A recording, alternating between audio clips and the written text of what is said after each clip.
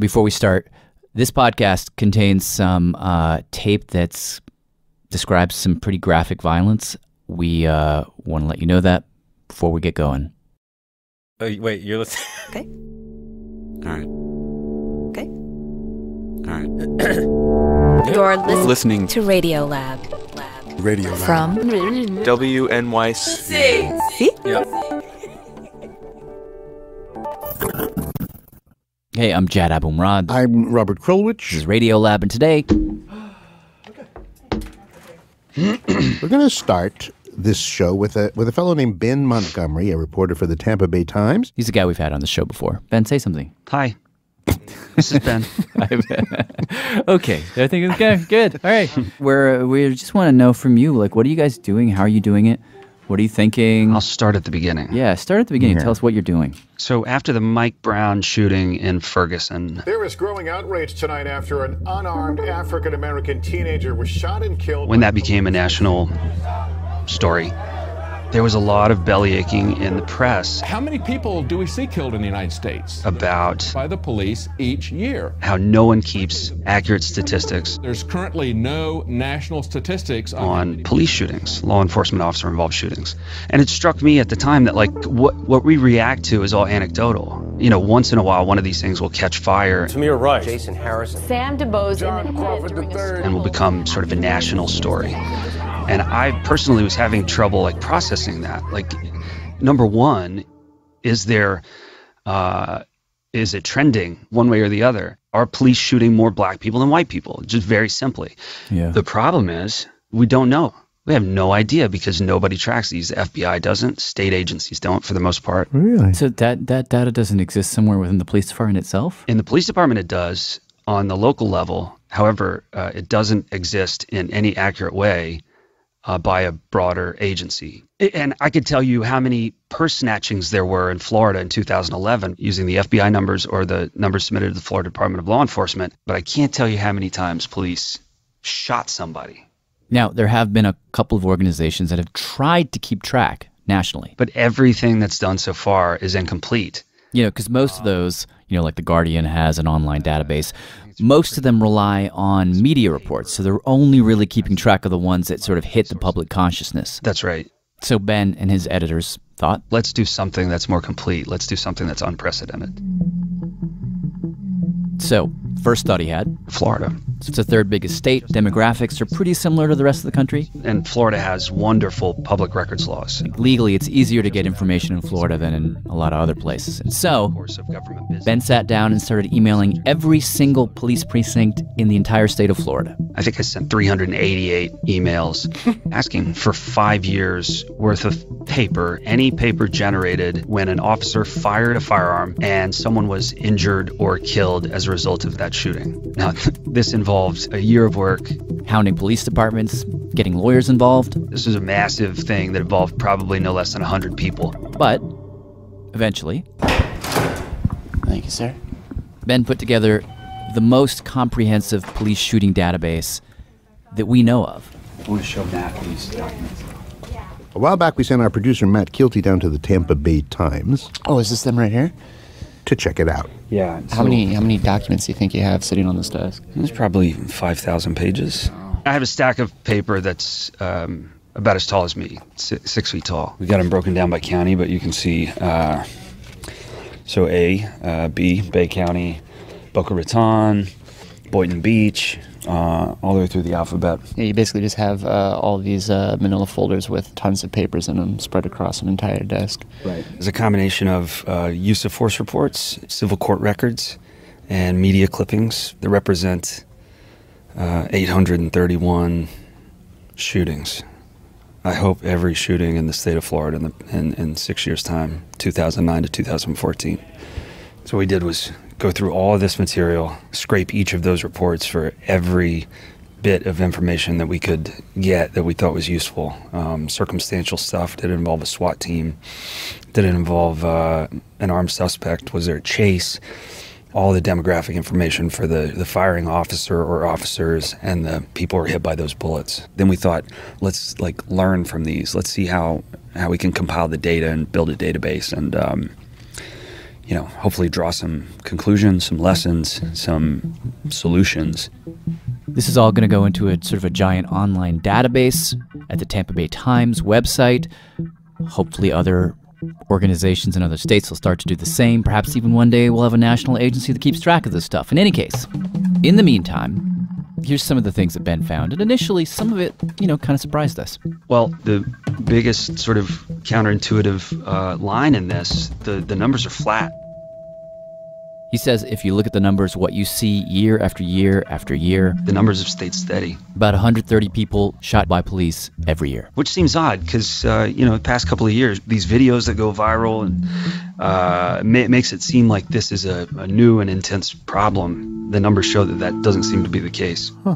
We also broke these down into category. And he says, what you see, like on the most basic level, are that about a third of the police shooting cases involve someone on the other side who is, quote, mentally unstable. And this is a case, we're not taking a guess at whether the person is mentally unstable. These are cases in which there's some evidence in the report that the person has been diagnosed mentally ill. Maybe off their meds at the time of the shooting. And in that category, Ben says they found a surprising number of cases they call suicide by cop, which is where somebody who's usually mentally ill is apparently trying to get themselves shot intentionally. The person is in view of the police, standing on a porch, standing behind a screen door, and raises a weapon toward the police, either a weapon or what they want the police to think is a weapon. So it's called, I'm going to kill myself, but I'm going to make you do it to me. Right. And that's considered a suicide attempt because they know they're going to get shot? It's an attempt to invite the shooting? That's right. This is something that people who cover police apparently know quite well. They're the news briefs that you see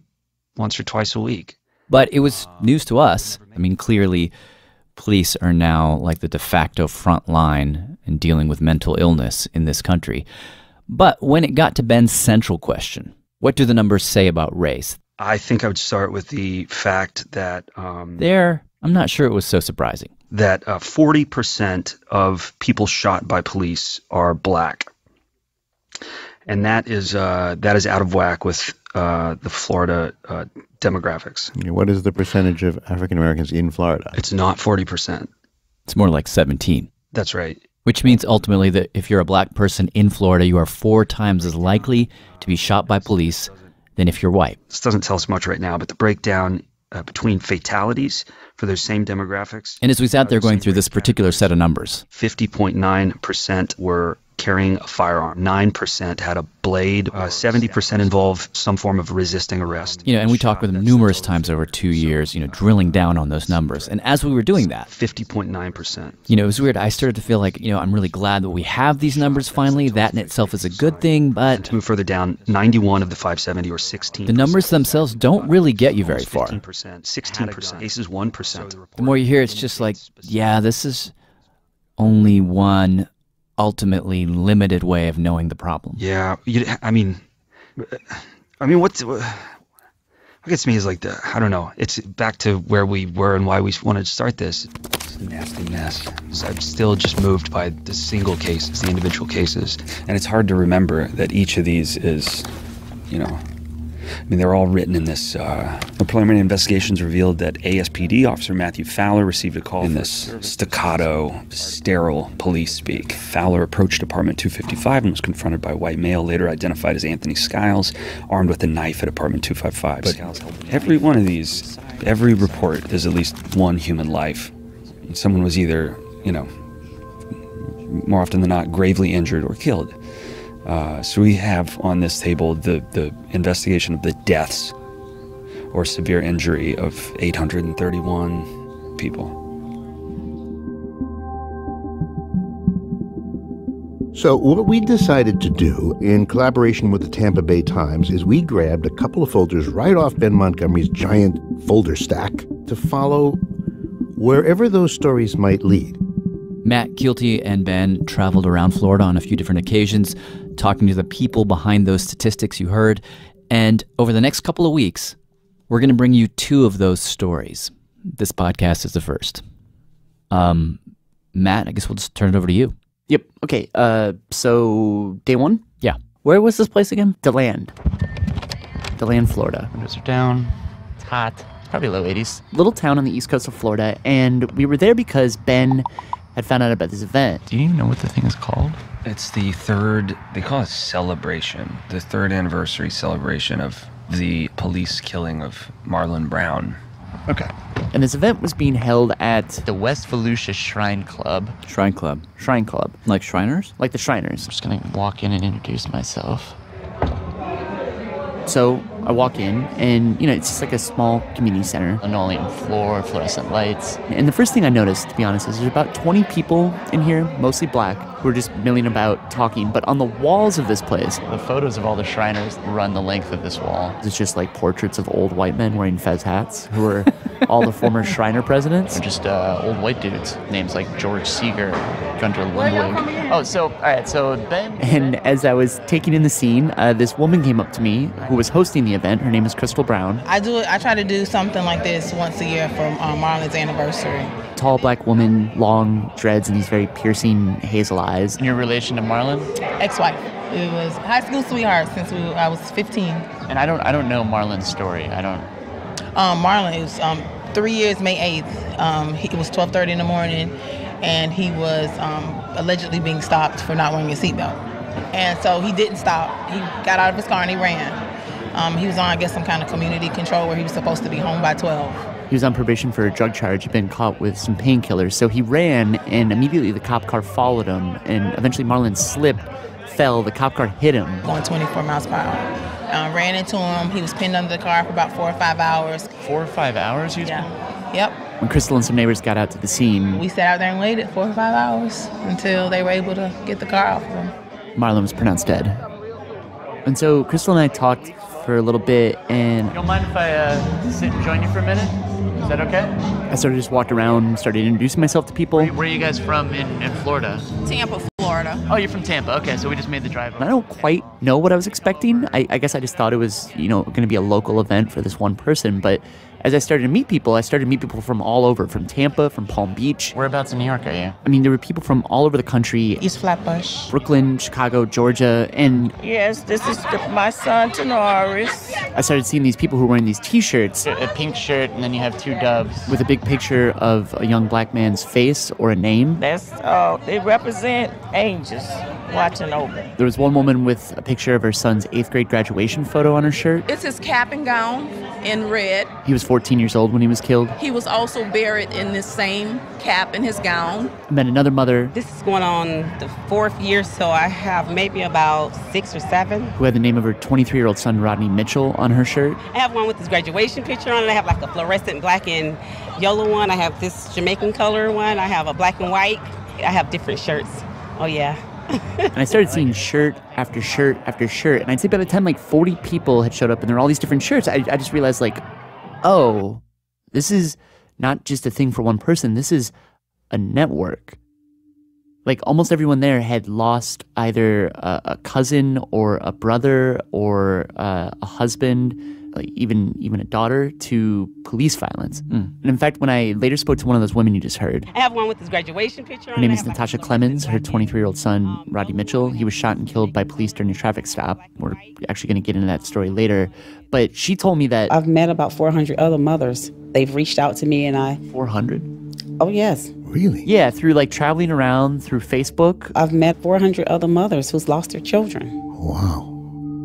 And so I was just seeing like a fraction of that at this community center. God, the scale is surprising. Right, and the other thing for me was how you see these stories pop up. 37-year-old Alton Sterling. 40-year-old Terrence Crutcher. At least the ones that get pulled up to like a national level. And you see the family members come out. A man with children who depended upon their daddy on a daily basis.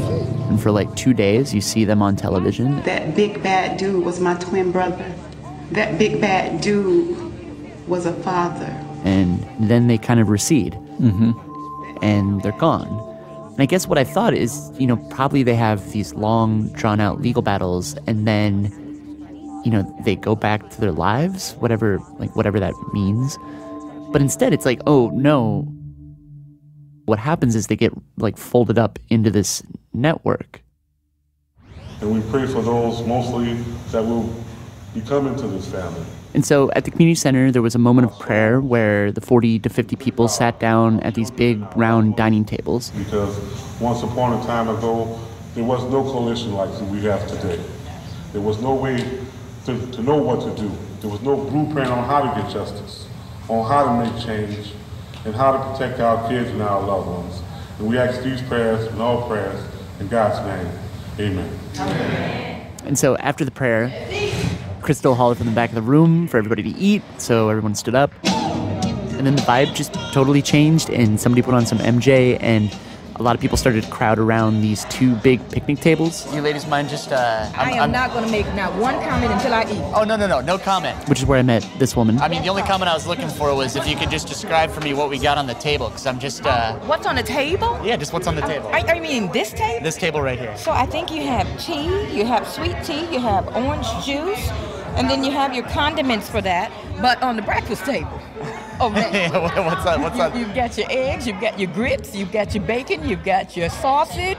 You got everything you want to have to get nice, good, and full on today. So I'm excited. And can I get your name? Sure, Geneva Reedville. I'm the mother of Sandra Bland. In case you don't remember, July 10th, 2015. Hello, ma'am. With the Texas Highway Patrol, the reason for your stop is you failed to signal your lane change. You got your driver's license and insurance with you? Can you give me a few minutes, all right? Sandra Bland is pulled over in a small town in Texas. The cop runs her information, comes back to the car. You mind putting out your cigarette, please? Don't mind. I'm in my car, but I have to put out my cigarette. Well, you can step on out now.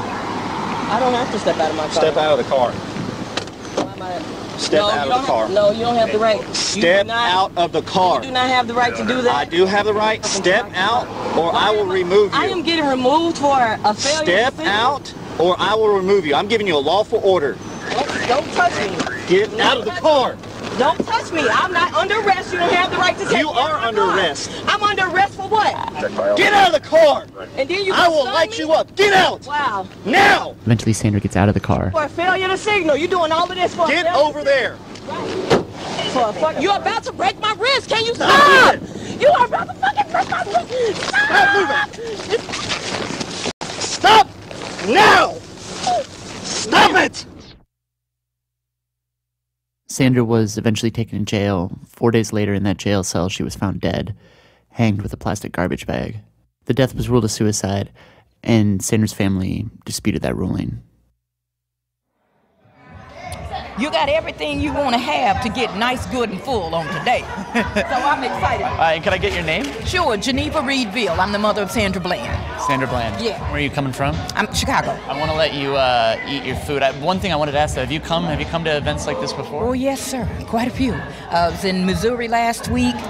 We go all around. We try to support as many mothers as we can because it's important. And is that exactly, is that what it is? Is it really just like a support group? Yes, sir. It's support. It's support because that mother who has lost their baby needs to be able to see somebody else who looks like them, who's in the same situation that they are, as opposed to someone walking up to them and saying, I know how you feel, but you really don't. Which made me think about something Ben and I had talked about a lot, which is in getting to meet these women and talk to these women, you get the sense that their experience is this really unique sort of loss. It sucked to lose somebody to cancer. I've lost a friend to cancer recently, in fact. It's a horrible thing, and a very, 10 times, 100 times worse for his wife and children than it is for me. I think it's a different thing when your person is killed by another human being, and that human being is returned to the streets with a gun and a badge and in a position of authority.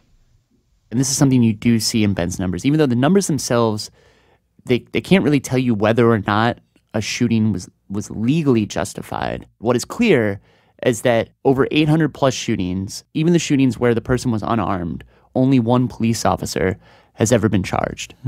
So it's this weird sort of like double grief. Yeah, it's like past and present at the same time. Like you can't put it away because it's every day is another insult, kind of. Right. Soon as something happens, again, this is Crystal Brown. Somebody, one of us is reaching out. Whoever's like closest, like say if something happened in, here in Florida. We're going to reach out to each other, and then we're going to invite them in. We say this is like the club that nobody really wants to be a part of.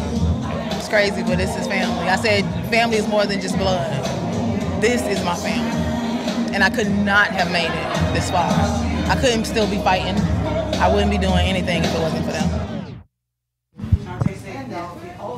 So after the event ended at the community center, Crystal took a bunch of the moms. They all got in their cars and drove over to this like little gem shop. Is this like, do you guys do this after every event, or is this just like Crystal knows this one's around This just Crystal here? knows this one's around here and has been telling everyone about this. This is Deandra Joseph. Her son Andrew died in 2014. So no, we didn't know anything about this, but figure this must be part of the different type of learning. This is a part of just coping and grieving? Right. We're all just simply trying to find our way. And so Crystal gathered like probably 15 of us into this tiny little store because she wanted to show these women, like, here's how I cope, or here's how I deal with my grief. You can either get the large sage. At a certain point, Crystal was talking to these two women, and she just had this big bundle of sage in her hand. Okay. Yeah, because like if you want to do like your house, like some deep shit, like then I open my windows and I go through my house. She says the sage calms her down. You know, I'm just. And then they went from the gem shop over to Crystal's house. She goes meatballs. Oh Lord! Why? Mid-sized one-story house in DeLand, and a lot of the women hung out in the living room, were drinking juice, talking to Ben about his story. Crystal and her cousin were in the kitchen, cooking up chicken. The oven got them good the other day. Yeah, the oven gonna get it good. It's gonna defrost them real good. And one thing that caught me by surprise is how these women, when they come together, they bring with them, their own stories, these stories of grief, of suffering. And yet when they're in the same room together, it's like they just have fun. That's all you gonna hear. That's all you gonna hear. That's it. Apparently the night before, they'd all gone out dancing together. Thank you, cousin. I just want to stay put. There was some Earth, Wind, and Fire.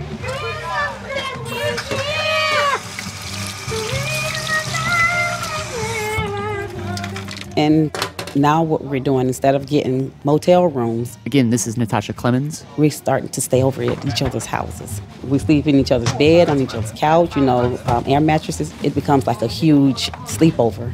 And versus us going to sleep, we're up talking, getting to know each other, telling stories about each other's children. So it's like therapy for us. Vicky's letting me pass. But there was this moment when I spent the day with these women that really stuck with me. I believe we're at the site of Marlon Brown's death.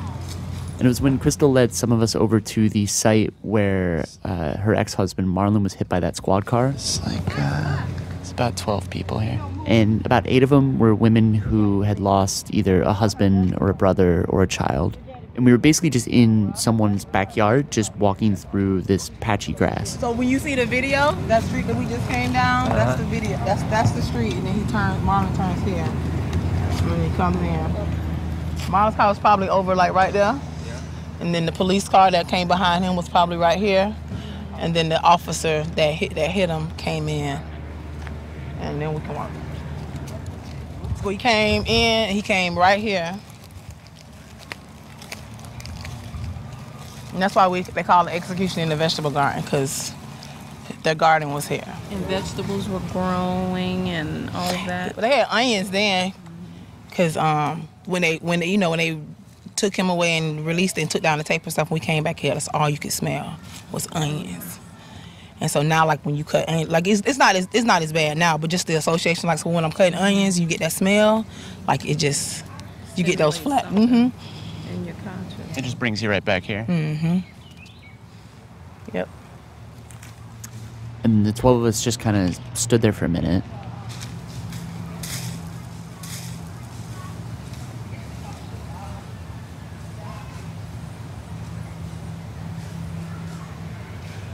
Crystal's eyes were starting to get teary. Some of the other women started to cry.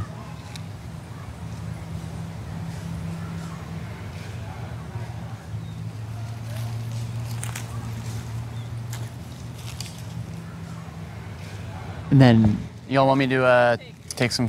Yeah, my phone ain't the best. Somebody with a better phone than me. a couple women handed me their phones. Man, it's broken. It don't look like it's gonna do right, but it will. And it's probably about these 8 women who huddled together and they just stared at the camera with this sort of straight face. All right, 3, 2, 1. And then let me, 3, 2, 1. All right. Thank you. I think we got him. Then we all started walking back up to the cars. Crystal, I just want to thank you for just sharing that with us, because I know it has to be pretty hard to even come back to the site. Yeah, like I said, we haven't been down here in a long. It's been a while, but we'll go to the grave site. We used to go there once a week. At night, 3 o'clock in the morning. That's why I remember Deanna used to tell you all the time, how do you live so far away from him? Oh my gosh, that was. Yeah, my son's grave is about 15 minutes tops from where I live. But every time I visit home, I have to go there and spend some time. Of course. Yeah. Of course. How could you not? Right? And it ain't no quickie. Like, you want to go take a chair. And sit there. Yeah. And it's crazy because, like, it's a cemetery, like, a little bit further out. And it's crazy. You can go by there, like, a certain time every day, and it's this little old white man with his chair, everything, like, set up. Like, he literally, I'm thinking, does he, like, go and have lunch with her every day? Like, there has to be, I don't know if it's the cemetery that's way out, like, going towards Popeyes and all of that. It's a little white guy that's always sitting out there. He take his chair, like, he have a whole little setup. I would think. I never stopped to ask him, but I'm like,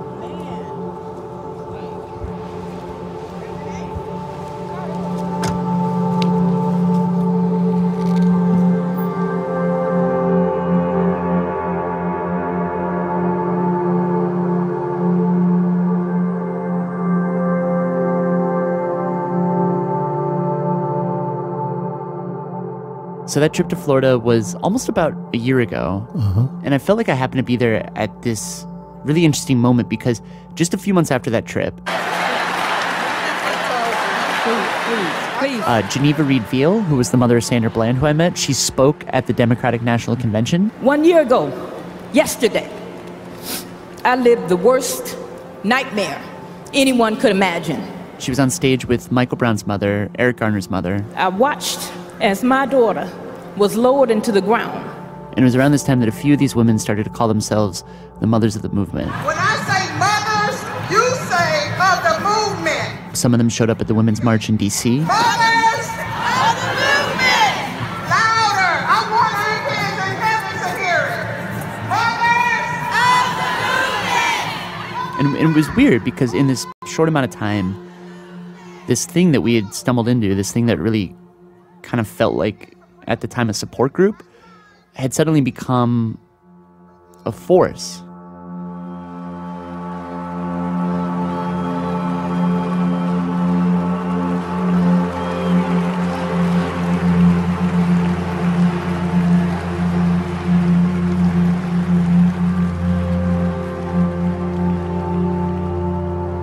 Coming up, Hey, put it down. a cop with a gun, a man with a knife, Put the knife down. Put it down. and a look at the razor-thin life or death moment between them. Put it down or you're going to get it again.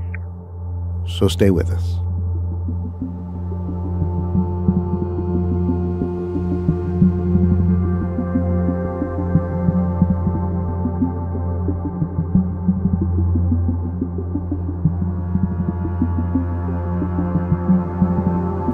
This is Christopher calling from South Florida. Radiolab is supported in part by the Alfred P. Sloan Foundation, enhancing public understanding of science and technology in the modern world.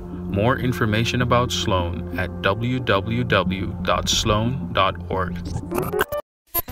Hi, I'm Robert Krulwich. Radiolab is supported by ZipRecruiter. When you're hiring, posting your job on one site, one measly site, is not enough. So where do you go to find top talent? With ZipRecruiter, you can post your job to 100 plus job sites, 100 plus, with just one click.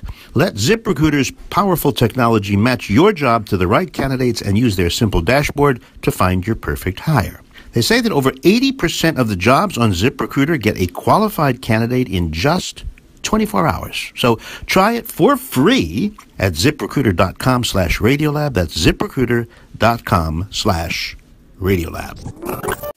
This is Dale Boyd calling from Penticton, British Columbia, Canada. Radiolab is supported by Capital One. A good credit score can keep your mind at peace, and that's why you work hard, making smart financial decisions at every point. So don't let up now. Keep your credit strong with the CreditWise app from Capital One. With CreditWise, you can keep an eye on your TransUnion credit score, get alerts each time your credit is pulled and when your credit report changes. And the best part? It's free for everyone. So whether you're a Capital One customer or not, download the free CreditWise app today and find a state of credit enlightenment. Hey, I'm Jad Abumrad. I'm Robert Krulwich. And let's just pick right back up with our story from Florida. With Tampa Bay Times reporter Ben Montgomery and our own Matt Kilty. All right, so day two. Day two was Daytona, 11:53, May 3rd. Daytona Beach? Daytona Beach. That's about everything. And what happened was we went to this thing with these women, mostly black, who have lost people to police violence. And I'm sitting across the table from an African-American city councilman in Daytona Beach, and I told him what I'd been working on. I told him some of the numbers we'd learned.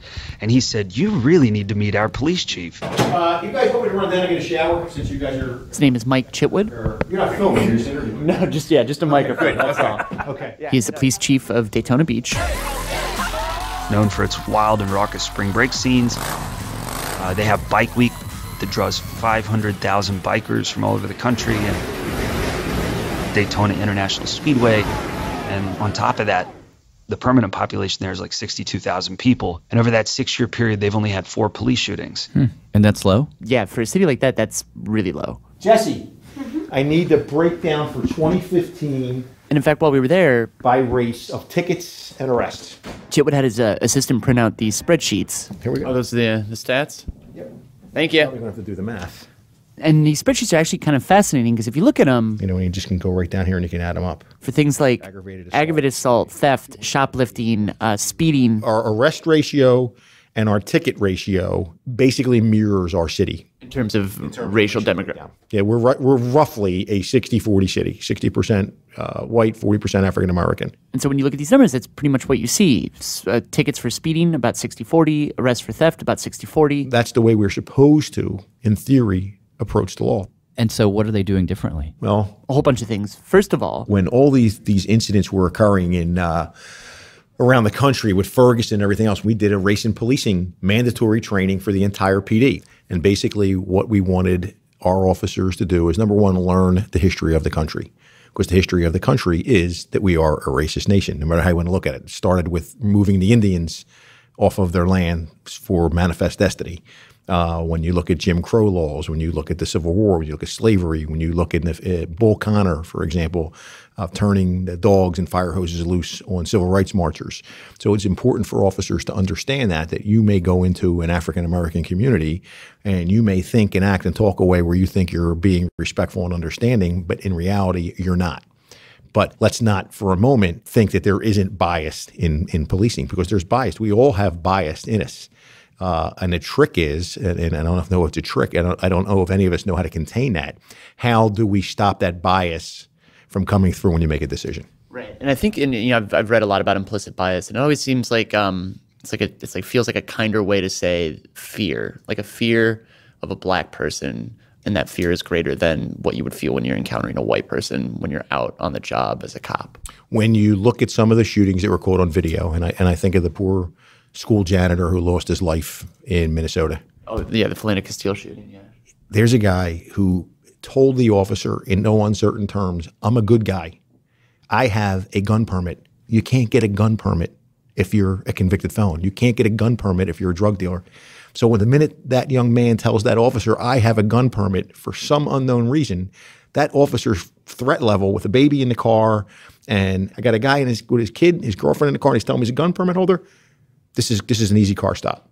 For some reason, and the reason is because of the color of the man's skin, all of those things never registered. Black guy reaching for his pocket, and I shoot him. And I would like to tell you, in all my years in policing, I would like to sit here and be naive and tell you that we don't shoot unarmed people. As a 28-year practitioner of law enforcement, a second-generation cop, I'm appalled at what I see on those videos. I cannot believe that my profession, in some cases, is that out of control. Some of them I understand what's going on. I mean, you're wrestling in the ground for your life, and you know there are times that we have to use deadly force. But the incidents in South Carolina, the incident in Minnesota, I mean, are you kidding me? And you're looking at what are we doing? I mean, how do you train that out of an officer so that when they make a traffic stop, they're not already operating with this level of heightened fear or this perceived threat? In my opinion, number one, you have to train tactically sound.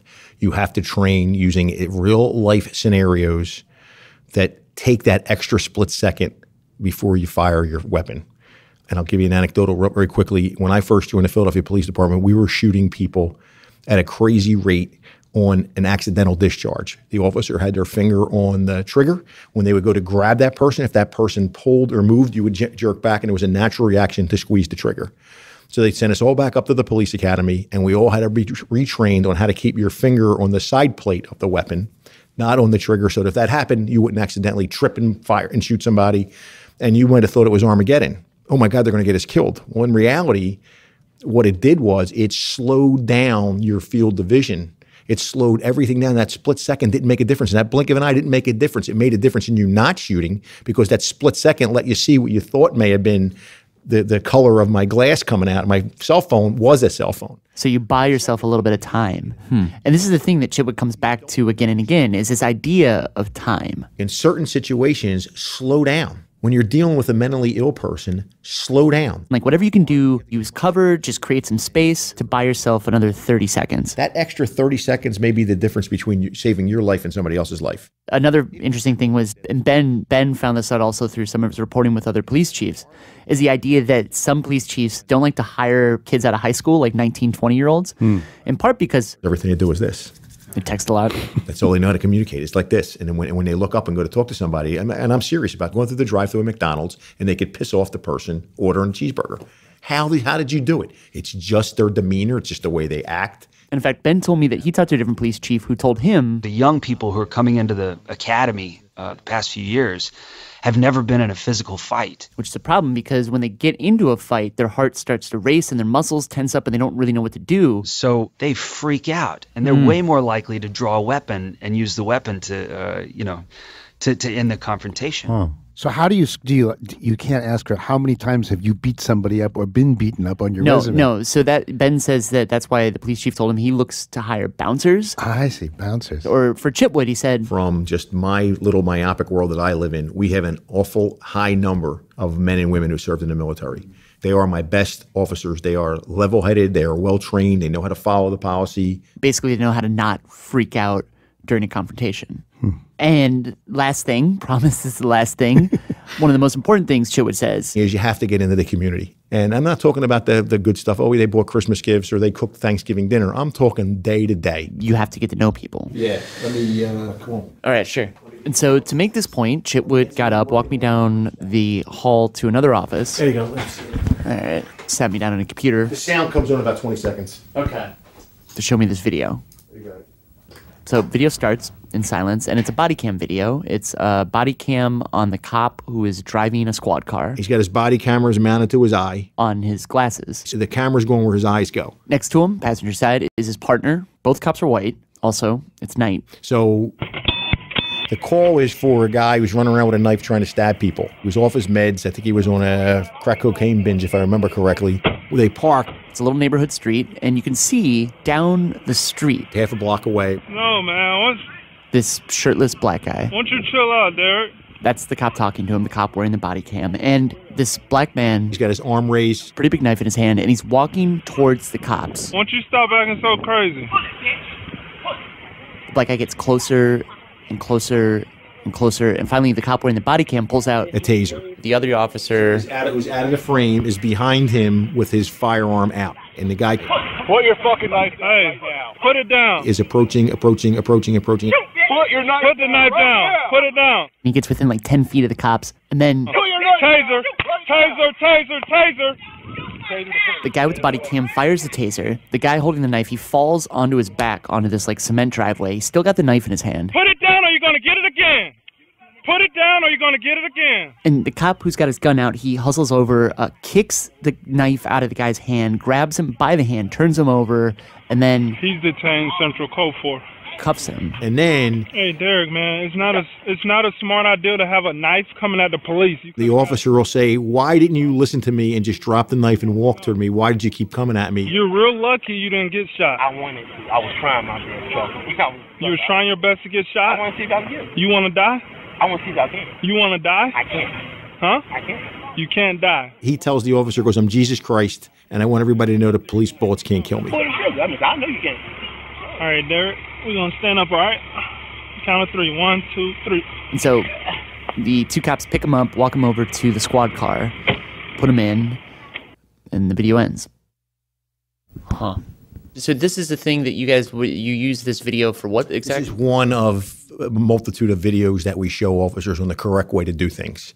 You know, and that's the points we hit home are the officers use time and distance to their advantage. They didn't pull right up and the guy leans in the car and tries to stab one of them, and now you have to resort to deadly force right away.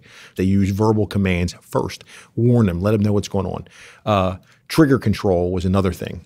You know, with that taser. Taser, taser, taser. And this is important because their guy's partner who was holding the gun, had he heard this pop, he might have just instinctively reacted thinking that was a gunshot and fired his gun. So you know he's deploying the taser. And communication is key. Communication with the person you're trying to arrest and communication with your fellow officers. Those are the things that we drive home. And again, there was no doubt in my mind that the one officer in particular knew that individual from prior contact. Right. I mean, it's interesting to hear him say the name Derek. Right. It's like Derek is Derek, and Derek isn't just a black man shirtless with a knife in his hand. When there's no connection there, it's a lot easier to see somebody as nameless and faceless and I got scared and I shot him. But because of that, knowing that officer, because of that, it established some kind of a rapport that made the officer think of how he's going to deal with this thing.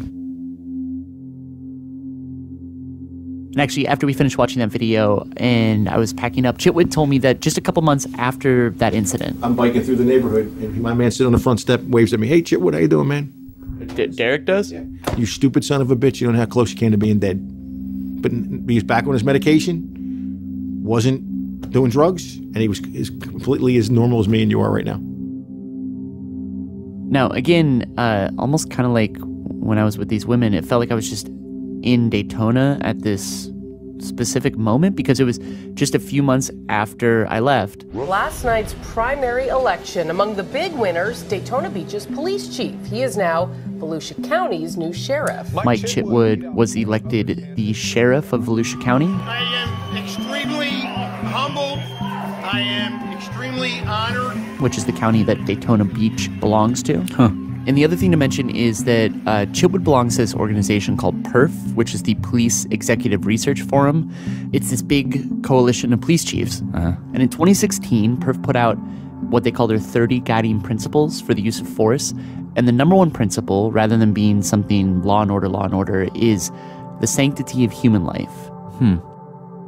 Now, just a month after PERF put out those principles, two of the biggest policing organizations in the world, the IACP, the International Association of Chiefs of Police, and the Fraternal Order of Police, the big policing union, both came out against these guiding principles, basically saying that being a cop is a dangerous job, and some of these principles make it more dangerous.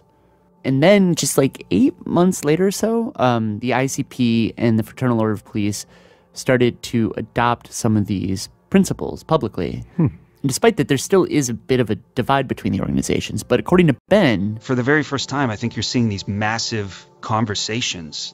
The police weren't talking about this 2 or 3 years ago. I don't know, man. I mean, just thinking about this, like you've got these women who have become kind of a political force. You have also this growing movement of cops who are possibly changing the way policing is done in America, or at least maybe slowly.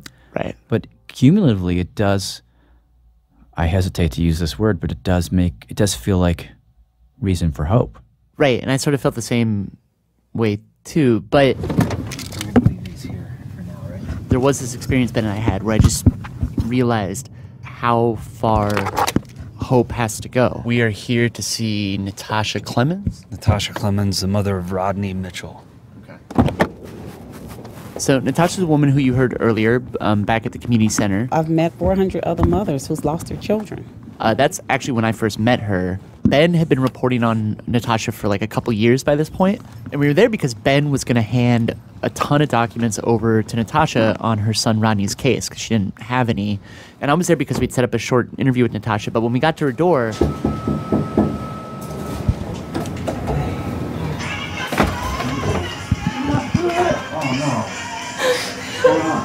she just started sobbing.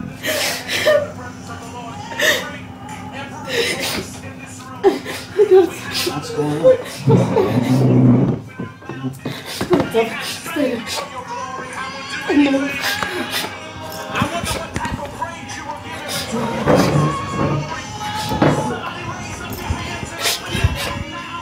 And Ben and I just had no idea what had happened. Kill my baby.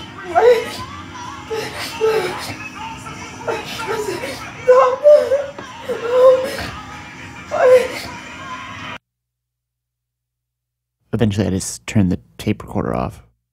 Huh. So what was happening in that moment? Well, okay, so to back up, so meeting somebody like a Chitwood, you know, like there is a sort of hope in that, I believe. But the thing about a Chitwood, a sheriff, a police chief, is that they only have the power to fire a police officer. And that's really about it. After that, it goes into the court system. And so for Natasha, her son Rodney, 23 years old, unarmed, was shot and killed by 2 police officers during a traffic stop. After the shooting, a judge ruled that the 2 officers had done nothing wrong. They had acted in accordance with the law. And it just so happened that 45 minutes before Ben and I showed up at her door, she'd just gotten an email from her lawyers saying that the appeal that she had filed against that decision had just been rejected. Huh. And so we sat there in Natasha's apartment for a while. We actually even left for like an hour, eventually came back, kind of just hit reset on the whole thing. Let's see.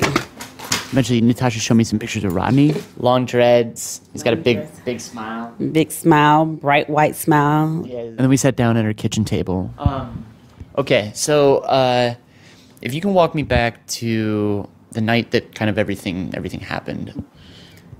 June 11th, 2012. Natasha was at home. 9:30 at night. Rodney, who was 23 years old, was back from college and out driving Natasha's car. And that's when all the phone calls started happening. People calling, saying, something's going on with your car. I knew something was wrong. So I immediately started screaming outside to see if I can get somebody to, respond to help me so I can get a ride. Nobody came out, so I started running down the interstate. Barefoot. I just left. I don't even recall locking the door or anything like that. Eventually, a family member actually picks her up. They drive to the scene. She gets there. It looks like just people everywhere, police cars. And I was like, where's Rodney? I was looking for my vehicle. And my one cousin says, Tasha, he's over there. She pointed about 20 feet over to where the car had come to a stop. It had collided with a gas station. But then she had the back of my loop of my pants so that I couldn't run over there. The whole place was surrounded by police tape. And eventually, Natasha says it took a couple hours, but a cop pulled her off to the side and told her that her son had been shot and killed by police. I just got on my hands and knees and started praying. Don't let this be true, please, Lord.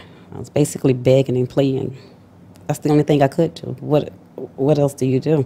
Just cry, scream, pray, cry, scream, pray, cry, scream, pray. Next thing you know, I woke up, I was at the hospital. Natasha says that she apparently was so frenzied that an EMT on the scene stuck her with something. To calm me down. So when I woke up, I see my family standing over me in the hospital.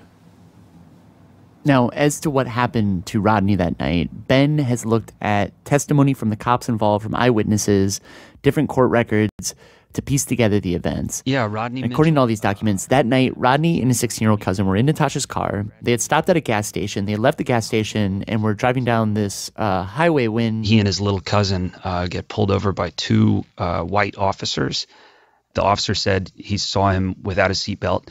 Turns out Rodney was wearing a seatbelt. And these 2 officers approach his vehicle. One is kind of standing in front of the car, about several feet away towards like the driver's side. And the officer who approaches his window, according to Rodney's cousin, he says, "Boy, why didn't you pull over sooner?"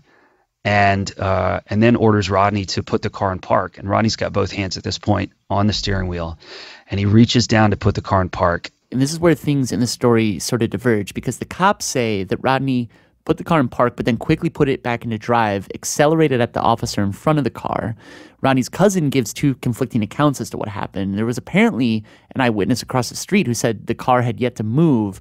But what is clear is what happened next, which is the deputy in front pulls out his gun, fires 2 shots into the windshield. The deputy right by the door hears the fire. He pulls a gun and fires twice. 1 bullet went through Rodney's left hand, which he'd put up in self-defense. Another bullet entered through his left temple. And the car lurches forward and careens across the street for about 300 yards until it collides with this gas station. Rodney's cousin at this point gets out of the car, flees from the scene unharmed. Eventually paramedics arrive and pronounce Rodney dead at the scene. My mind is always on Rodney. Natasha says when she does think about that night, she always comes back to this one question. Why were the guns pulled? Why?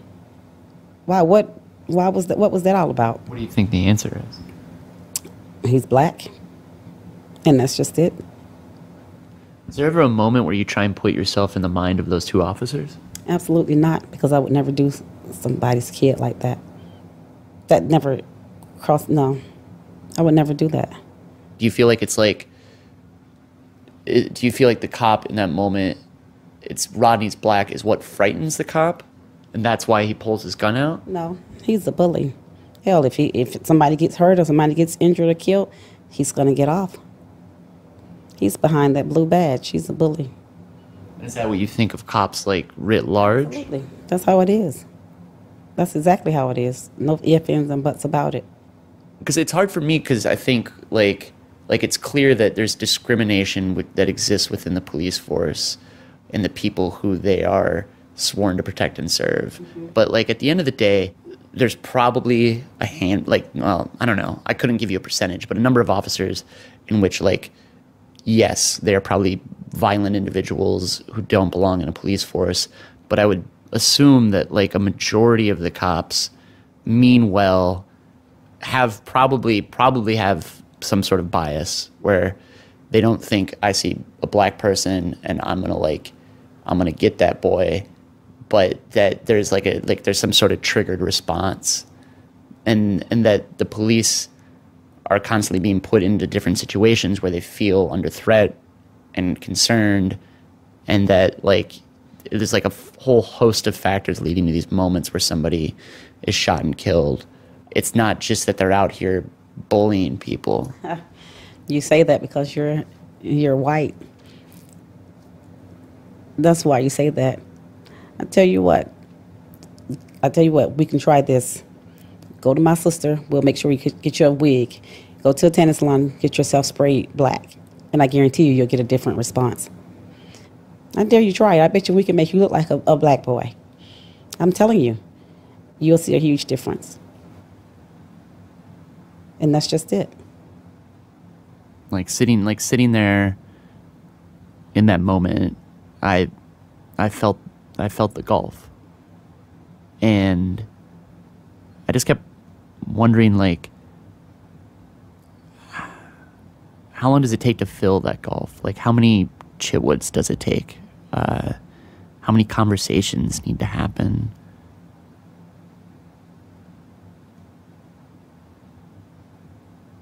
In any case, do you want us to... Ben still had to give Natasha those files on Rodney to get those documents for you? I'd appreciate it. Sure. Okay. I'm scared to give her these. Yeah. Oh, sorry. So Ben grabbed this huge folder of paper out of the trunk of our car, walked back inside. So this is not everything. Ben put the stack of Rodney's files on this glass kitchen table. Took out of the stack like 10 crime scene photos, because I don't want to be the person to give you those unless you want me to go get them right now. But they're, you know, this is Rodney. Mm-hmm. I don't want to re-traumatize you, and they're graphic. Just frankly, they're graphic, you know. So I'll leave it up to you, and you don't have to tell me right now. But yeah, when I'm ready, I'll get them. Yeah. That's something that I'm gonna have to eventually see. Yeah. 3 days later, Natasha contacted Ben and said that she was ready to see those photos.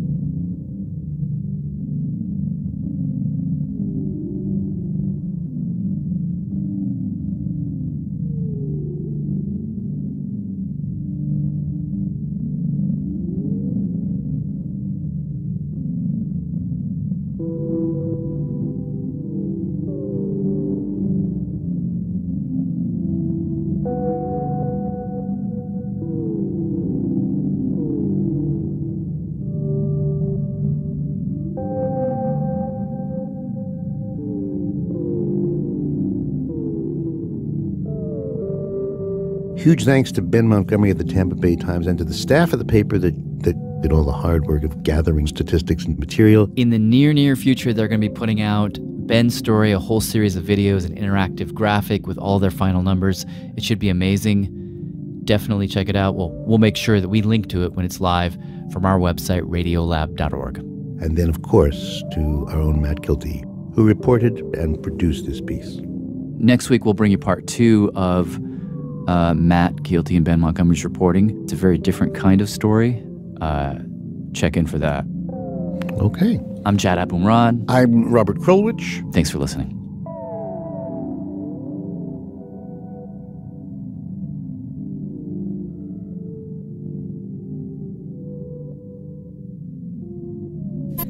This is George Washington III in Charlotte, North Carolina.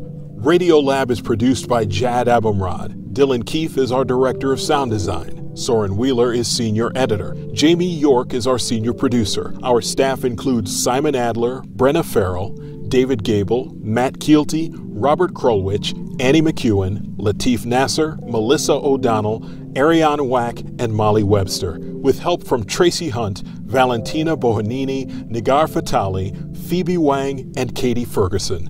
Our fact checker is Michelle Harris.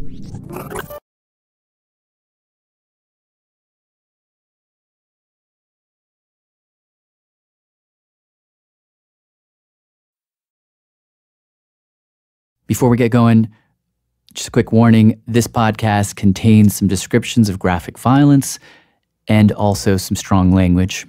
Be warned. Oh, wait, you're listening? Okay.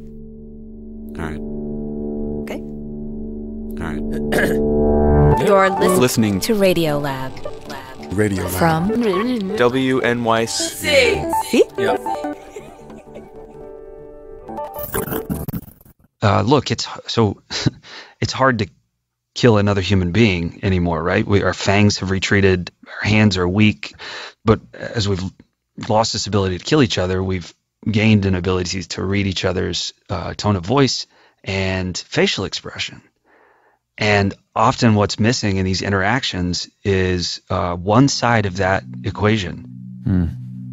Whether it's the police not seeing somebody because they're running through an alley with their gun drawn and it's dark, or shining a flashlight in someone's face where that person can't see the officer's expression. There's some mask, there's some breakdown in that equation that makes handicaps us from a normal human interaction. Hey, I'm Jad Abumrad. I'm Robert Krulwich. This is Radiolab. And today we are once again taking a deep dive into Tampa Bay Times reporter Ben Montgomery's mountain of data about police shootings in Florida. So to refresh your memory, we've tried to account for every single police shooting from January 1st of 2009 to December 31st of 2014. And we've... Just to remind you, Ben and his team at the Tampa Bay Times collected data from 828 police shootings, and there's all kinds of stories that you can tell about this data. Last week, we looked at police training and race and racism, and obviously there's so much more that can and should be said about all of that. But this week, we're going to go in a very different direction. Maybe, Matt, you just want to set this up for us. Yeah, so we want to tell this story because it actually plays out this idea that Ben just mentioned, that there's this sort of communication breakdown that happens, and it does it in a very particular way. Because when one of these cases comes before a court, the court, more often than not, will only look at the moment that the cop involved in the shooting pulled their trigger. You don't consider any other moment. It's only the objective facts on the ground of the moment the officer applies force. So the thing that we found compelling about this story is that in this case, you can actually see, in kind of a rare instance, you can step in and see all the little moments that lead up to that moment. And you realize how complicated these interactions get. So this particular story, it's a story about a white couple, Andrea and Rick Sheldon, and we're actually going to start the story with Rick. So on one of my trips to Florida, Ben and I drove to the northeast corner of the state, up near Jacksonville, to Rick's place. It's sort of like the wilds of Florida. Hey, sir. Hey, how you doing? Matt Kilty. Nice to meet you. Nice to meet you. Like, sort of off the grid wild. Oh, that's a big bird back there. What all do you have on the property? Pretty much a little bit of everything. He collects rainwater in barrels. He's got potatoes, tomatoes, squash. These organic gardens. Ducks, goats. A lot of animals. Turkeys. Big turkeys. It's fine. Oh my gosh. Oh my gosh. Oh, a couple dogs in the house. Oh, you are so excited. All right, I'm gonna hit stop on this, replace the battery.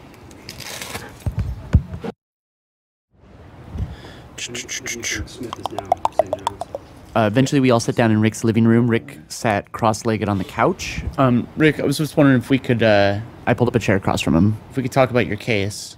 But even backing up before everything happened, can you just tell me about your wife? I met Andy. She was down here visiting her mom, and we hit it off straight from the get-go. Where'd you guys meet? Trade Winds Lounge, downtown St. Augustine. Is that a bar downtown? Yep. What'd she look like? Oh, knockout. 10. Dark hair. How tall? Oh, short little thing. 5'2". You make the first move? No, we kind of made the same move at the same time. I can remember telling her, we have a live burn tomorrow. Rick was in training to be a firefighter. At the academy, one of our last events. And then I'd call her whenever I got done, and we'd go have dinner. She's like, no, you're not going to call me. You're just going to come over. I'm like, I'm going to be stinky. She's like, no, because I know that if you go back to your place, you're going to pass out tired, and I'll never see you again. So you're just going to come over here and take a shower. And I showed up, I ate dinner, and passed out. So that was date number 1? Yep, pretty much so. Rick says they just, sort of connected, and so they dated for about a year. She moved down here, and then 2 of them got married. She went to nursing school. Later became a hospice nurse. Rick eventually became a firefighter. For Jackson Fire Rescue. If we were to jump ahead to the night in question, could you just, back up to, the beginning of the day and just kind of walk me through? Yeah, we woke up extra early. What day is this? April the 15th. 2012? Yeah. Okay, so you woke up. Yeah. We were at our cabin in Georgia, getting it ready, getting it all set up and whatnot, and it was going to be our retirement place. Anyway, packed up, came home, long hot drive. And we got home and, started unpacking the car a little bit, started doing a little bit of this, that, and the other, doing a little bit of chatting, talking about dinner, having a couple of drinks, whatnot. What happened after that? I don't know. We just kind of started getting grumpy at each other and getting grumpy. Now, we talked about this for a while. I'm just wondering if you can remember just kind of any detail of what you guys were talking about. And Rick didn't want to get into it. I'd rather not make a statement about that right now. Just about the conversations you guys were having? I'd rather not make a statement about that right now. Okay. All we can say, according to the police report, is that Rick and Andy got into this screaming match, and Rick says that he felt himself... Shortness of breath, chest pain. Starting to kind of unravel. Loss of concentration, inability to think. Rick says he's had problems with PTSD. For quite a while. It goes back to his former job as a paramedic. I'm like, I can't take this. I need to walk away. Grabbed a bottle out of the refrigerator, and I got in my truck, and I was like, okay, I'm just going to go fishing. Drove down this dirt road for about 5 miles. I went to the big pond down there. But right over by the pond... I was stuck. His truck gets stuck in the mud. I was axle deep. So he opens up this bottle of tequila. He starts drinking. He keeps drinking. Eventually he pops some pills. Sleeping pills. Next thing I remember was, I remember having problems. I remember being upset. I remember having my, it's PTSD. It sucks. I remember calling my boss going, hey, I need some help. And asked for help, asked for employee assistance program help, the suicide hotline. Oh, you thought you were suicidal in that moment? No, I just thought I was losing it. In what way? Is it just like, I'm just trying to... Stop digging. Yeah. Stop digging. You don't want to look in his head. It gets that bad? Yeah. Did he say anything to you? I don't remember the conversation. Okay. What happened after that? Next thing I know, I've got the cops calling me going, where are you? Hello. Richard. This is a recording of that phone call. This is Deputy Holston with the Sheriff's Office. Hi, Bill. How you doing? Hey, we're trying to come out here and help you. It's about 11:15 at night, and the deputy tells Rick that he and a few other deputies are walking down this dirt road to Rick's place because they got in a call that Rick was possibly suicidal, that he'd gotten into a fight with his wife. Where are you at? I have no idea, Bill.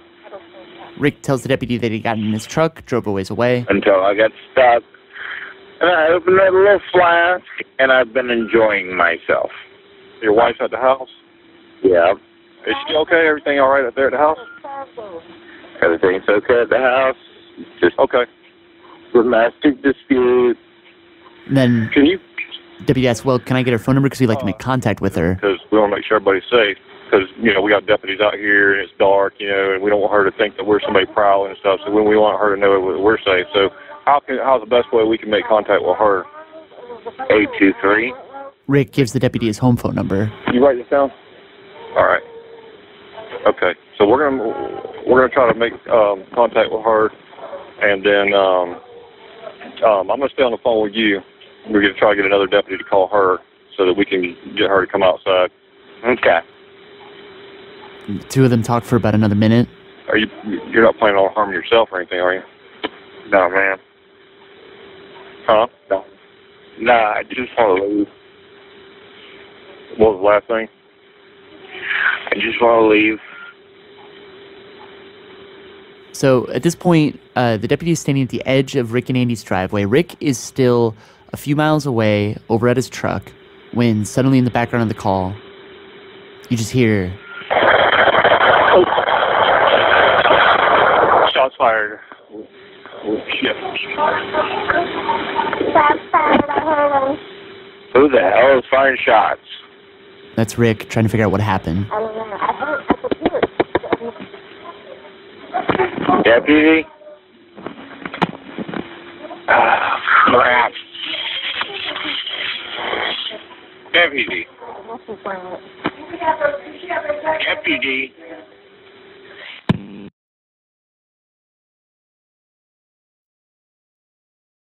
When we come back, we look at what happened during that phone call and the tragic game of telephone that led to it.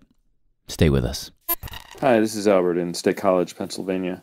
Radiolab is supported in part by the Alfred P. Sloan Foundation, enhancing public understanding of science and technology in the modern world. More information about Sloan at www.sloan.org. Hi, I'm Robert Krulwich. Radiolab is supported by ZipRecruiter. When you're hiring, posting your job on one site, one measly site, is not enough. So where do you go to find top talent? With ZipRecruiter, you can post your job to 100-plus job sites, 100-plus, with just one click. Let ZipRecruiter's powerful technology match your job to the right candidates and use their simple dashboard to find your perfect hire. They say that over 80% of the jobs on ZipRecruiter get a qualified candidate in just 24 hours. So try it for free at ZipRecruiter.com/Radiolab. That's ZipRecruiter.com/Radiolab. Hey, this is Jad. Radiolab is supported by Rocket Mortgage by Quicken Loans. Chances are you're confident when it comes to your work, your hobbies, and your life. Rocket Mortgage gives you that same level of confidence when it comes to buying a home or refinancing your existing home loan. With Rocket Mortgage, you can apply simply and understand fully so you can mortgage confidently. To get started, go to rocketmortgage.com/Radiolab. Equal housing lender, licensed in all 50 states, NMLSconsumeraccess.org, number 3030. I'm Jad Abumrad. This is Radiolab. To get back to our story, Rick Sheldon and a deputy were on the phone, shots were fired in the background, and then the line went dead. We picked back up with our reporter, Matt Gilty. So, what we know is while the deputy was talking to Rick, the other officers that were with the deputy had gone ahead and gone up to the house. Rick's wife, Andy, heard something, came out of the house with a shotgun. The deputies say that she pointed the shotgun at one of the deputies. They opened fire, and she was shot and killed there on the front porch. Did they say? Did they identify themselves? Yeah, or like, how did they surprise her? Or Okay. So what happened? actually, so Ben and I were able to get all of the police dispatch recordings from that night. And if you go through these recordings, what you hear is this crazily drawn out version of what Ben was talking about at the top of the story. the disconnect that happens between the deputies and the dispatchers and what they're thinking and hearing and seeing and what's actually happening. Okay, so if you rewind to about 40 minutes before that shooting, the first thing that happened was Rick called his boss. Now, we don't know exactly what was said in that phone call because it wasn't recorded, but what we do know is that Rick's boss left that conversation believing that Rick might be possibly suicidal, that there'd been a fight at the house, that Rick had some guns with him in his truck because Rick and Andy had gone camping, and that there was a gun back at the house. But anyways, the first thing that happened after that call is Rick's boss, who's a fire chief, calls fire dispatch, who calls a sheriff dispatcher, who ropes in another The St. John's County Sheriff's Office, can I help you? sheriff dispatcher. And what happens is all three dispatchers get on the line, And who's out in the woods? try and figure out what's going on. His wife is. No, the guy is in the woods. Eventually, the sheriff dispatcher, this is dispatcher number 3, he's just like, Okay, let me just call the chief and see if I can get some information. I'll call the fire chief back, try and figure this out. I'll take this, John. Thanks. Now, right around the time that dispatcher number 3 is making that call, somehow another sheriff's dispatcher, a 4th dispatcher, Charlie, welfare check. decides to put out a call for a welfare check. 10-4. Basically asks a couple deputies to go to Rick's house, make sure everything's okay. 10-4. It's advised that he is in the woods and has a handgun. Which is true. Rick says he had one in the back of the truck, but he says it wasn't loaded. 10-4. But then things start to get more complicated because when dispatcher number 3 gets a hold of Rick's boss, the fire chief, That's correct. Can you just start giving me some details? He called in. What's his issue? What's the deal? the fire chief says when Rick called him, He said, Chief, I'm out here hiding in the woods. My wife's chasing me with a gun. Just couldn't take it anymore. And then he hung up on me. now Rick denies having said anything like that to his boss, and his boss, as you'll hear, does seem to walk some of it back. But All right, thank you. Yeah. things are kind of already set in motion because then Supposedly, dispatcher number 4 relays the chief's story to the deputies en route. the wife has a Signal 0 handgun and is chasing the male who took medication. I don't know if he's hallucinating or what's going on. But then that same dispatcher, dispatcher 4, calls Rick's boss, the fire chief, Okay, now his wife is chasing him? and he's like, well, chasing? The information that he told me, his wife had a gun, Which Rick says he said, but just that there was a gun in the house. That's it. Uh-huh. and he was hiding from her in the woods. Okay, is she threatened to kill him? He didn't say anything like that.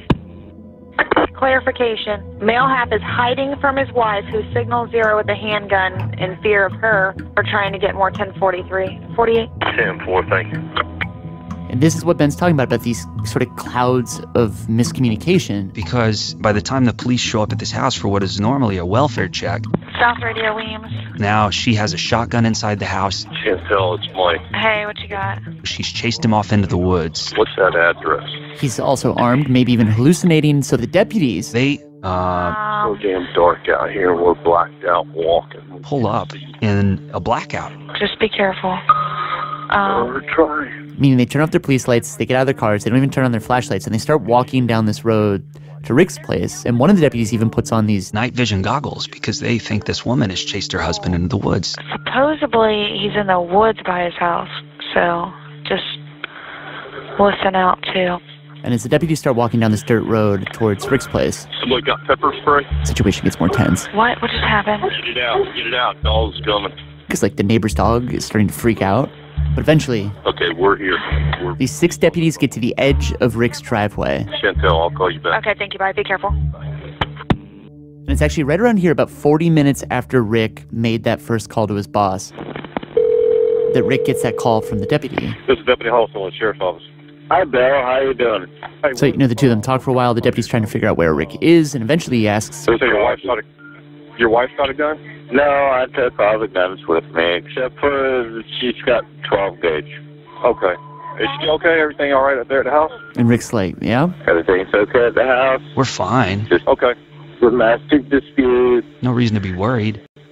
But as that deputy is talking to Rick, I'm going to stay on the phone with you. 4 of the deputies start walking up Rick's driveway. They want to check on Andy, so they get up to the house. 2 of them walk up onto the porch. One of them even looks through the bedroom window where Andy is. And she has no reason to believe the police are anywhere on her property. She was asleep, And presumably she heard a noise grabbed the shotgun in the house. and came outside. Now, in this moment, all we really have to go on is what the cops said they saw, which is Andy came out through the front door wearing nothing but her underwear, holding the shotgun. The cops say they identified themselves. They were screaming at her to drop the gun. They say that Andy took a step forward, leveled the shotgun against her shoulder, and then they opened fire. They fired 24 shots. They hit Andy at least 8 times. She fell to the porch. Some of the police officers rushed to her, began performing first aid. Eventually, they radioed for an ambulance, and paramedics showed up and pronounced Andy dead at the scene.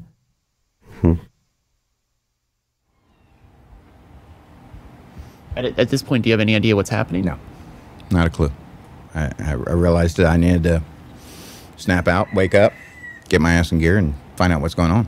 But Rick's truck was stuck, and so it took a few hours, but eventually the cops figured out where he was, sent a crew over to meet him. Yeah, the ground crew came over and picked me up, handcuffed me, and put me in the back of a four-wheel drive pickup truck and took me into headquarters.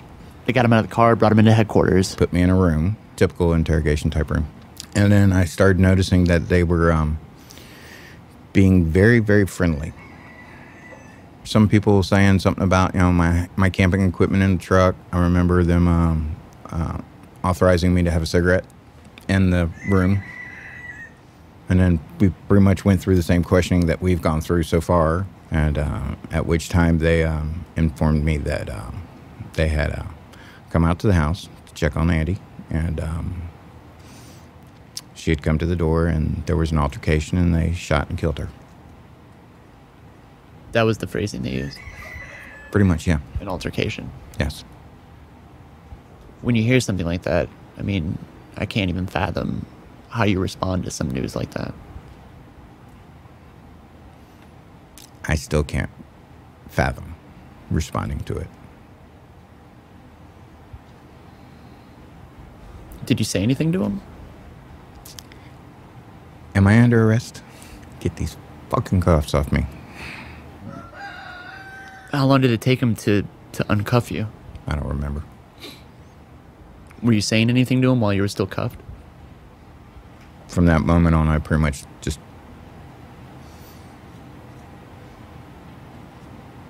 what do you say whenever somebody looks at you and says, your wife is dead? We shot and killed her.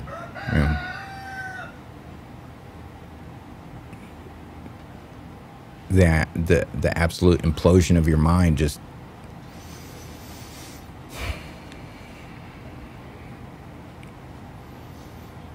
the searing pain, the explosive feeling, the do I get angry? Do I get sad? Do I break down and cry? Do I fall apart? Do I hold it together long enough to where I can figure out what the hell just happened? What? You did what? You went out to my house in the middle of the night and you shot my wife.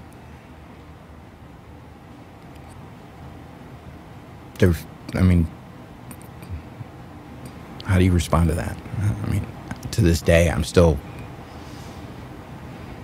6, 7, 20, 50 times a day asking myself, what are you talking about? What do you mean? She can't be dead. What are you talking about? No. Did you see her at all after the shooting? Yes. It's about 2 weeks afterwards. Where was that?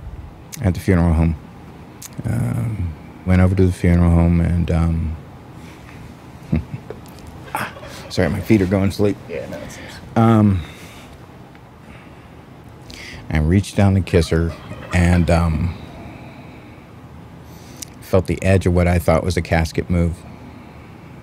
And it was that time that I realized that she was in a cardboard box that just had frill on it to make it look pretty. Did you say anything to her?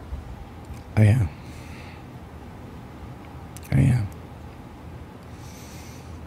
Told her that we really needed to do something about her hair because it was a mess. And the rest of what I said to her was between me and her. Sure. All right, I need a break. Yeah, no, of course. Take a break. I put the microphone down. Rick got up and went over to the kitchen and poured himself a pretty big glass of vodka. We kind of just walked around the property for a while. We kept talking. Eventually, Rick pulled out this computer bag that he keeps buried in his closet. The diagram of all the shooters involved. It's this bag full of, and the shots fired. Mm-hmm. All the police reports that were made about that night, medical examiner's autopsy report. Yeah, you know how many times I've sat down and just written through all the questions I have? You know, the autopsy report that said that there was no previous surgeries. Really? She just had her gallbladder taken out. These are just questions that constantly kept going on, you know. Coward says that he made eye contact with her. That's Deputy Thomas Coward. And she with him. Okay, so a guy is standing at the window. You've seen the elevation of the window compared to whenever a 6-foot-tall person is standing at it. You really telling me that you made eye contact? Rick also has all the recordings of the police dispatch. How many times have you listened to those recordings? Countless. Nonstop. Was it like a daily thing? Hourly. He says he just can't stop asking himself, how did this happen? And then eventually, who's got the map? Rick walked us outside. Diagram's back inside. Rick went back inside, came back out with this map that his lawyers had drawn up. Take this map and position yourself in the positions where the shooters were at. He started having me and Ben walk through the shooting of his wife, kind of like going and placing ourselves where each officer was. This one down here, he's the one that testified that he couldn't see what he was shooting at. He just knew that the other guys were shooting. So he's on the other side of the... On the other side of that tank. He walked us over closer to the porch where one of the officers was, and you could see some of the bullet holes in the house. Yeah. Here. There. So that's it. So a bullet went through here, tore up the yep. Plastic. Here. Then we were off the front porch over in the front yard where 3 of the deputies were. So they see her come out and they start moving across like this. Mm-hmm. Yeah. Shooting a almost naked woman on our front porch in the middle of the night in the middle of the swamp. Fuck them.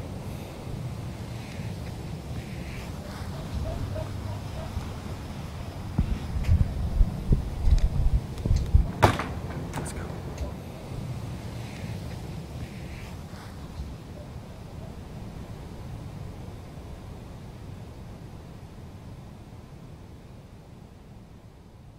Rick then walked inside and left us standing in his yard.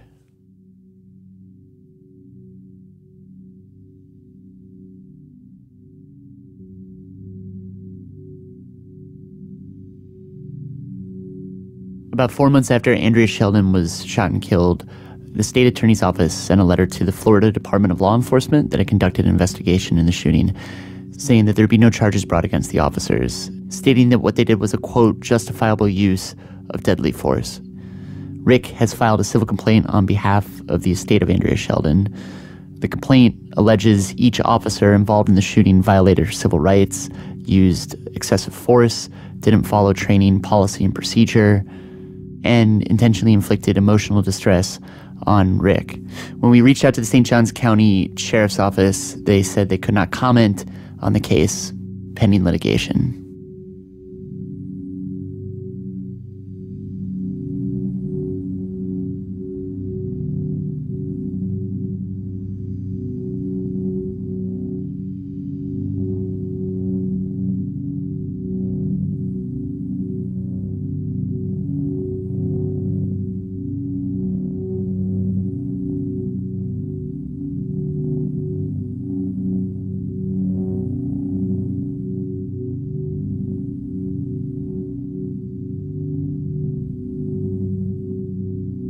Big thanks to our producer, Matt Keelty, and Tampa Bay Times reporter, Ben Montgomery. Definitely keep an eye on our website, radiolab.org. As soon as the Tampa Bay Times big feature is up, we will link you there, and it's definitely worth checking out. Radiolab.org is the address. I'm Jad Abumrad. I'm Robert Krulwich. Thanks for listening. Hi, this is Desta Rusa calling from Long Island City in New York. Radiolab is produced by Jad Abumrad. Dylan Keefe is our director of sound Sound design. Soren Wheeler is senior editor. Jamie York is our senior producer. Our staff includes Simon Adler, Brenna Farrell, David Gebel, Matt Keelty, Robert Krulwich, Annie McEwen, Latif Nasser, Melissa O'Donnell, Ariane Wack, and Molly Webster, with help from Tracy Hunt, Valentina Bohanini, Nagar Fatali, Phoebe Wang, and Katie Ferguson. Our fact. Hey Charlotte County, this is Charlotte County Cop Watch, and I wanted to explain what fair use is. You can use pieces of news articles if you're doing it for news reporting, you have commentary, and you're doing it for education purposes. So that's what fair use is, as you can see right here.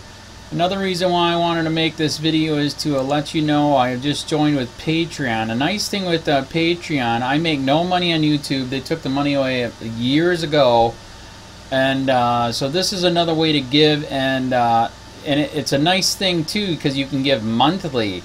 You can give $1, $5, $10, whatever. I do 4 to 5 hours a day on trying to wake the sheeple up on how corrupt it is and different ways that you can fight the corruption. So Patreon is a way that you can do it, and then of course the old way is still there. Donate to Sheriff County Cop Watch with PayPal or credit card. So keep that in mind. 4 to 5 hours a day. I make no money, but the corruption happened to me and I'm sick of it, so I'm trying to wake people up. But my wife would love it if if we could get some help out there. There's 47,000 subscribers. Just think if each one of you subscribers just gave let's say actually yes, $1 a month. 47,000 subscribers gave $1 a month. That would be awesome. That's not going to happen. But anyways, that would be great if it did happen. But do the math in your head. Just think about it. Like I said, 4 to 5 hours a day. I get no money from YouTube. YouTube has gone nuts. You can't do anything anymore. They're taking the money away everywhere. So these are a couple different ways that you can still help out with all this time that I put in. And as you know, I'm in a special situation where, at least I can do it, 4 to 5 hours a day. We have a cleaning company during the day. That's what allows me to do this, and we're debt-free. So this is my hobby. I don't go fishing and all that other crap. I try to save the world.